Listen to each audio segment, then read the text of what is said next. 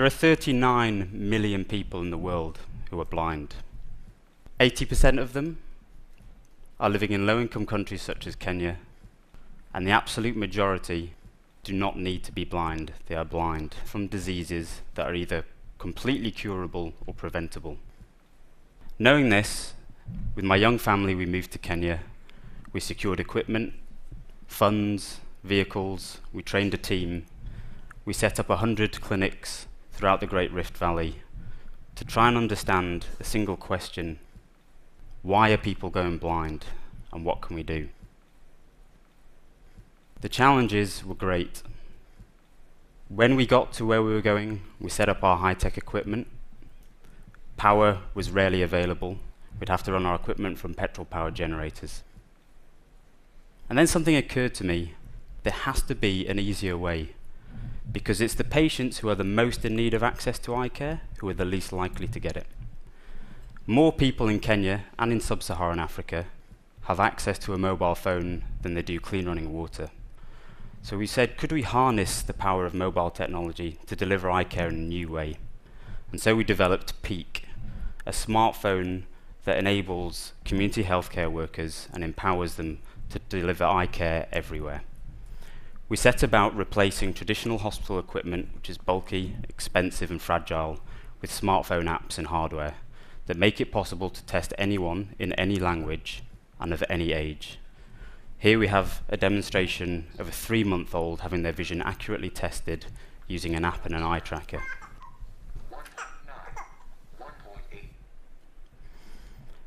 We've got many trials going on in the community and in schools, and through the lessons that we've learned in the field, we've realized it's extremely important to share the data in non-medical jargon so that people understand what we're examining and what that means to them.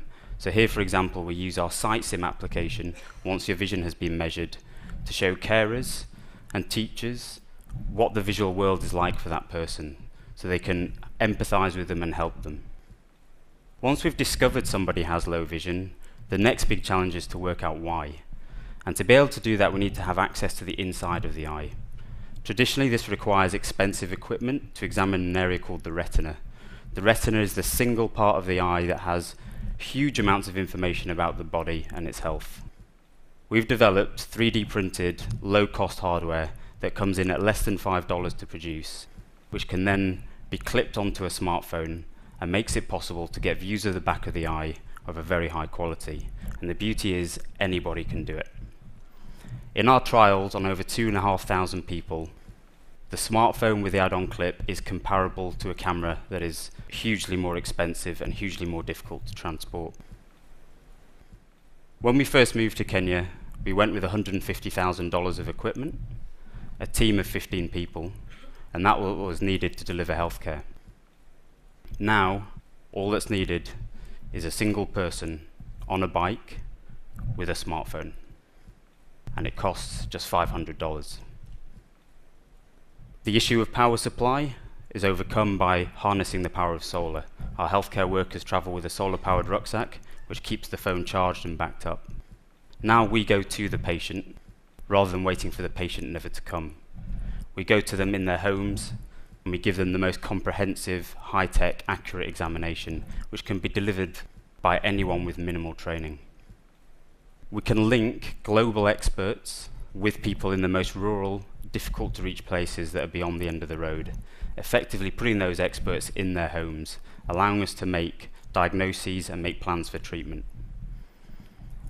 Project managers, hospital directors are able to search on our interface by any parameter they may be interested in. Here in Nakuru, where I've been living, we can search for people by whatever condition. Here are people who are blind from a curable condition, cataract. Each red pin depicts somebody who is blind from a disease that is curable and treatable, and they're locatable. We can use bulk text messaging services to explain that we're coming to arrange treatment. What's more, we've learned that this is something that we haven't built just for the community, but with the community. Those blue pins that drop represent elders or local leaders that are connected to those people who can ensure that we can find them and arrange treatment. So for patients like Mama Wangari, who've been blind for over 10 years and never seen her grandchildren, for less than $40 we can restore her eyesight. This is something that has to happen. It's only in statistics that people go blind by their millions. The reality is everyone goes blind on their own. But now, they might just be a text message away from help.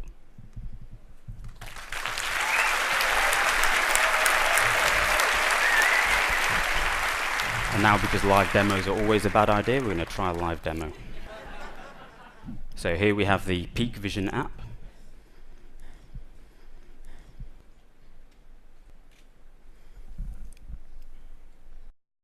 Okay, and what we're looking at here, this is Sam's optic nerve, which is a direct extension of her brain.